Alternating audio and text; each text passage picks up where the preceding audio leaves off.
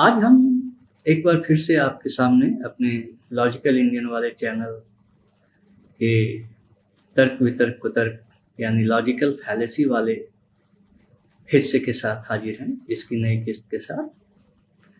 जैसा कि हम अक्सर कहते रहते हैं, ज्ञान तारा प्रेस 2 चैनल चला रहा है।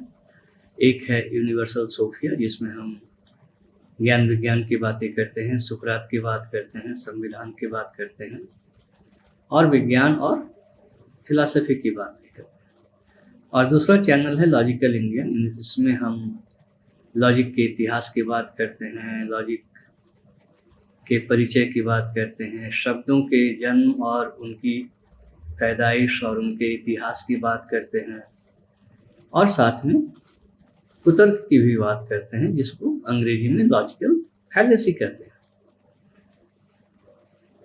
तो आज के फैलेसी का नाम बिल्कुल साफ है कि fallacy by appeal to flattery, यानी आप किसी की झूठी प्रशंसा कर दें, बड़ाई कर दें और वो फुलकर कुप्पा हो जाए और आपकी बातों में आ जाए।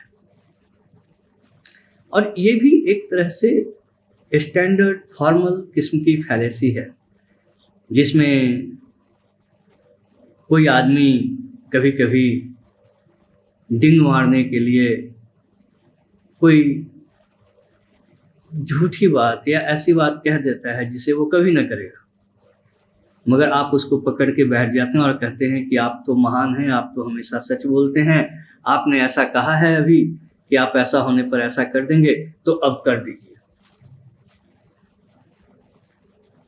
यानी X is true, therefore X is true. तो यही है इसका रूप। जैसे मिसाल के लिए किसी ने कह दिया, आपसी बातचीत में अक्सर ऐसा लोग कह देते हैं, अरे मैं तो बहुत दानी आदमी हूँ, मुझसे किसी का दुख देखा नहीं जाता, मैं तुरंत मदद करने के लिए तैयार हो जाता हूँ। तो सामने में दो तीन अगर मित्र हैं तो उसमें से कोई एक कह देगा कि हाँ यार, तुम तो बिल्कुल सही कह रहे हो, तुम बिल्कुल सत्यवादी हो, देखो ना मेरे सामने ये मुसीबत आन पड़ी है, जरा मेरी मदद कर दो। अब उसने मौके का फ़ायदा उठा लिया, आपको एकदम सत्यवादी बता दिया, श्रीमान सत्यवादी बता दिया। अब आप क्या करेंगे? आप न चाहते हुए भी उसके जाल में फंस जाएंगे, उसकी मदद कर बैठेंगे। इसी तरह का एक और उदाहरण है, जैसे मान लीजिए किसी से आपको खाना बनवाना है, कहीं भोज हो रही हो, आप खुद नहीं उस काम को करना चाहते हैं, उसी से करवाना है, तो आप कह देंगे कि तुम तो यार खाना बहुत अच्छा बनाते हो, क्या बात है। तो कहे वो भी फुल करके कुप्पा हो जाएगा, सोचेगा हाँ यार ये तो मेरी तारीफ कर रहा है, वो भी कहेगा हाँ इसमें क्या है, खाना बनाने में क्या है, मैं वाकई बहुत अच्छा खाना बनाता हूँ। इसके बाद वो 2 दिन के बाद आपके पास आएगा, कहेगा यार मेरे घर में आज एक कार्यक्रम है, 2-4 लोग आने वाले हैं, चलो ना जरा उनका खाना बना दो। अब आप कैसे मना करेंगे? तो इस तरह से किसी की तारीफ करके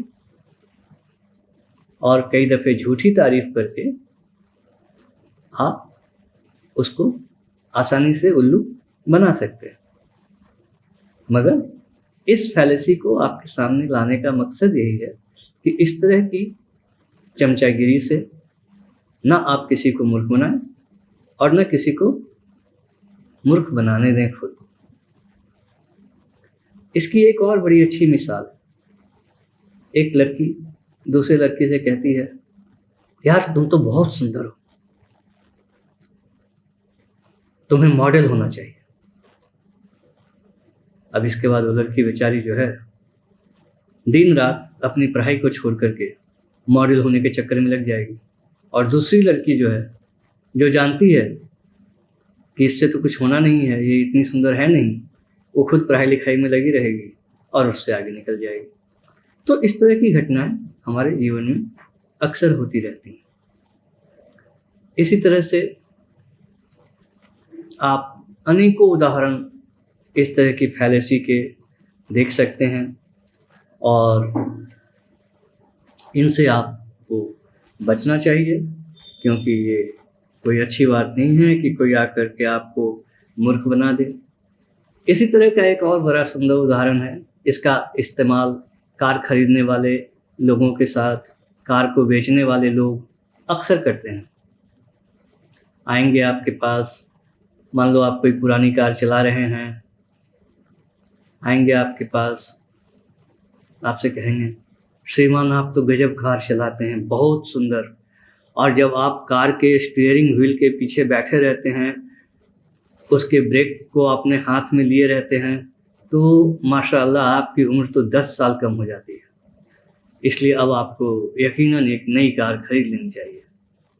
वो आदमी बेचारा सोचता है, अरे वाह, मैं 10 साल नौजवान लगता हूँ, 10 साल कम उम्र का लगता हूँ नई कार के स्टीयरिंग व्हील के पीछे बैठने पर, चलो कार खरीद ही लेते हैं। ये सब कुछ ऐसी चीज़ें हैं जिनसे हमें बचना चाहिए। अगर हमारी ज़रूरत नहीं है तो हम कार ना खरीदें। तो इस तरह के जो चमचागिरी वाली फैलेसी है, चमचागिरी वाले कुतर्क हैं, उनसे आप बचिए। इस तरह का एक बड़ा सुंदर दृष्टांत हमारे यहाँ लोक कथाओं में आता है।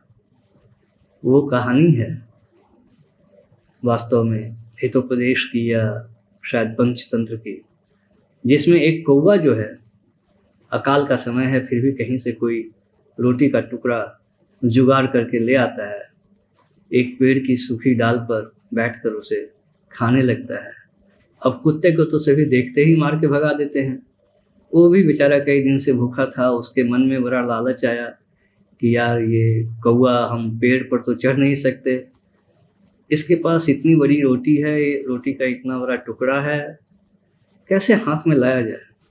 कुत्ते के दिमाग में एक बात आई, उसने कहा कौवे से कि यार वाह, आज तो बड़े दिन बाद तुमसे मुलाकात हुई, तुम तो इतना सुंदर गाते हो, इतना सुंदर गाते हो कि मैं कई बार छुप करके तुम्हारे गाने को सुनता रहता हूँ। कौवा बेचारा जानता था कि उसकी गाने की क्षमता नहीं है, वो अच्छा गाना नहीं गाता है, मगर जब कोई ऐसी बड़ाई करे, और अच्छा गाना कौन नहीं गाना चाहता है। बुरे से बुरे गवैये को अगर आप अच्छा कह दें कि तुम अच्छा गाते हो, तो कुछ भी करने को तैयार हो जाए आपके लिए। तो कौवे की भी यही हालत थी। तो उसने कुछ बोला नहीं, बहुत खुश हो गया। तो कुत्ते ने देखा कि ये तो बात बनी नहीं, वो फिर उससे साफ साफ कहता है, यार बहुत दिन हो गए तुम्हारा गाना सुने, जरा एक बार फिर से आज सुना दो ना। ये सुनते ही कौवा जो है गाने लगा अपनी अदा में, और रोटी का टुकड़ा नीचे गिरा, कुत्ता लेकर उसे भाग चला। तो ऐसे कुतर्कों से बचिए, इस तरह के चमचों से बचिए। धन्यवाद।